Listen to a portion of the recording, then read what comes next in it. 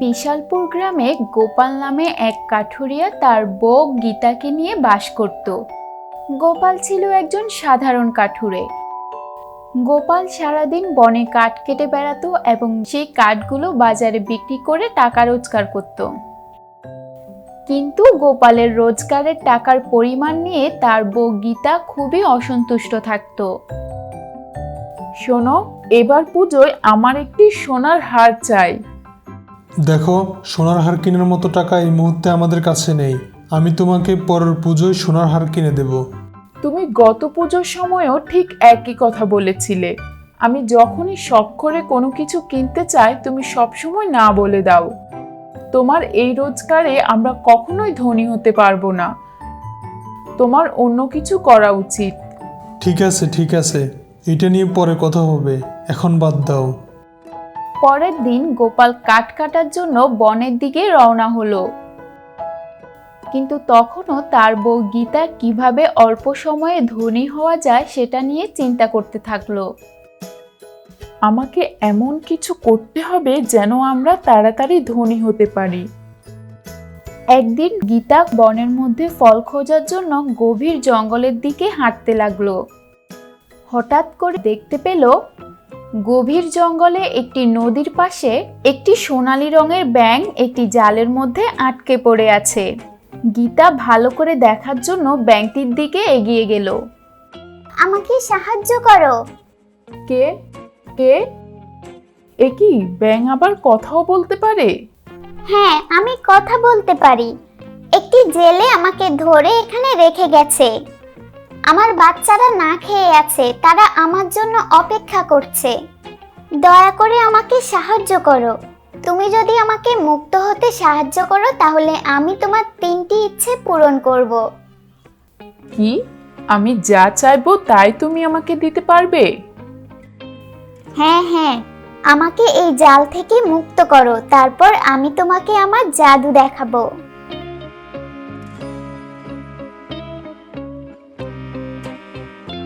তোমাকে অনেক ধন্যবাদ গীতা। এবার তুমি আমার কাছে যা ইচ্ছা চাইতে পারো। বলো, কি তোমার প্রথম ইচ্ছা? আমি পৃথিবীর সবচেয়ে সুন্দরী নারী হতে চাই। আমার চাইতে সুন্দরী আর কেউ হবে না। ঠিক আছে, তোমার যেমন ইচ্ছা। মুহূর্তের মধ্যে গীতা খুবই সুন্দরী হয়ে উঠল।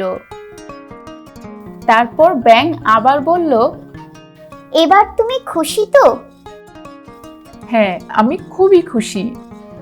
তাহলে এবার তোমার দ্বিতীয় ইচ্ছার কথা বলো, আমি সেটাও পূরণ করব। আমার দ্বিতীয় ইচ্ছা হলো আমি পৃথিবীর সবচেয়ে ধনী মহিলা হতে চাই, যেন আমি সারা জীবন রানীদের মতো আরাম-আয়েশে কাটাতে পারি। এটা কি তোমার সত্যিই প্রয়োজন? তাহলে আমি তোমাকে তাই দেব। হ্যাঁ, এটা আমার সত্যি প্রয়োজন। গীতা তৎক্ষণাৎ খুবই ধনী হয়ে উঠল। এবার তুমি খুশি তো? হ্যাঁ সোনালী ব্যাঙ, আমি এবার অনেক খুশি। তাহলে এবার তোমার তৃতীয় ইচ্ছাটি বলো। বলার আগে তোমাকে সতর্ক করছি, এটাই তোমার তৃতীয় এবং শেষ সুযোগ। আশা করি তুমি এটার সঠিক ব্যবহার করবে। আচ্ছা, তাহলে আমার তৃতীয় ইচ্ছা হলো আমি যখনই তোমাকে ডাকবো তোমাকে তখনই আমার সামনে উপস্থিত হতে হবে। আচ্ছা, তাহলে তাই হবে। গীতা খুবই খুশি হলো। সে বাড়ির দিকে রওনা হলো। বাড়িতে পৌঁছে দেখলো তার ছোট্ট কুঁড়ে ঘরটি বড় একটি বাড়িতে পরিণত হয়েছে। আমি এসব কি দেখছি? আমাদের ঘর বাড়ি, আর তুমি কিভাবে এত সুন্দরী হয়ে গেলে? হঠাৎ করে কিভাবে হলো? তুমি কি জানো এসব কিভাবে হলো? তারপর তার স্বামীকে সব কথা খুলে বলল। তারপর থেকে গীতা ও গোপালের খুবই সুখে শান্তিতে দিন কাটতে লাগলো। তাদের কোনো কিছুরই অভাব ছিল না।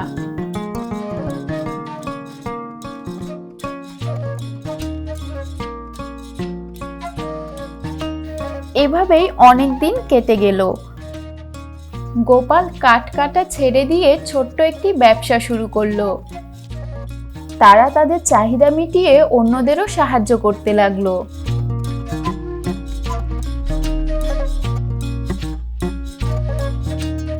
গীতা ও গোপালের সংসারে কোনো কিছুর অভাব ছিল না, কিন্তু তাদের কোনো সন্তান ছিল না। কিছুদিনের মধ্যে গীতা ও গোপাল তাদের সংসারে একটি বাচ্চার অভাব অনুভব করতে লাগলো। এই কারণে গীতা প্রায়ই মন খারাপ করে থাকতো। কিছুদিনের মধ্যে গীতার কাছে তার সৌন্দর্য, ধন সম্পদ সবকিছুই মূল্যহীন মনে হতে লাগলো। কোনো কিছুই তার মনে আনন্দ বয়ে আনতে পারল না, তাই সে সব সময় মন খারাপ করে থাকতো।